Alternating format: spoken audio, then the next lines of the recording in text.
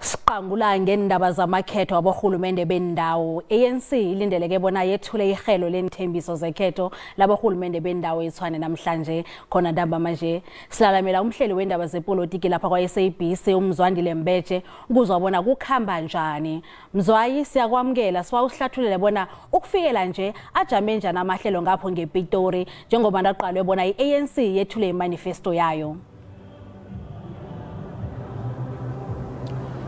Sibonge sibingelele nabalaleli nebala umcimbi usuqalile siyabona nezicukuthwane ziyaqhubeka ziyafika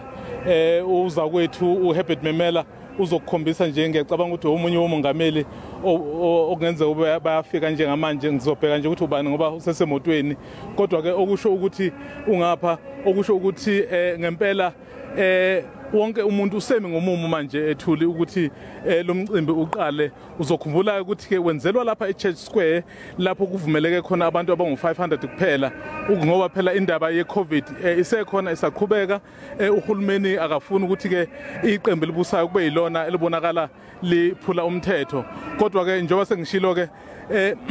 umongameli wezwe ke uRamaphosa kulindeleke ukuthi ke ekhulume ngosomqulu ke lo somqulu okuyiwona ozoba umhlahlandlela ukuthi kwenzekani yini uma ukuthi iANC iyabuyela embusweni yini le ezokwazi ukuthi ikwazi ukuthi ke yona iphathe futhi iyenze kangcono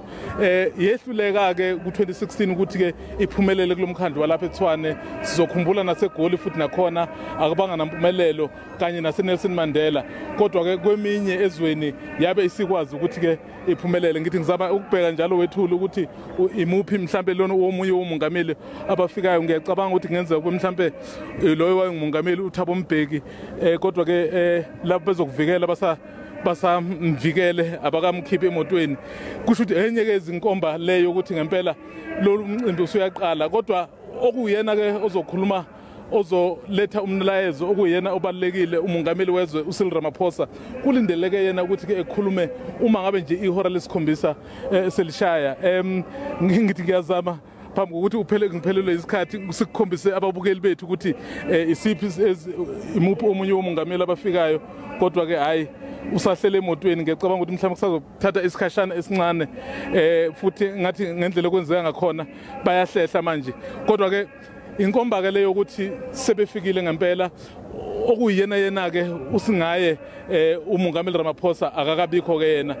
sizothi mangabe efika ngoba izimoto eziningi siyayibona ziyaqhubeka uzakuthi uzoqhubeka ekukhombisa futhi izimoto ezinye ezifikayo ezikhomba khona ngempela ukuthi lo mcimbi usuyaqala ukuza phela ke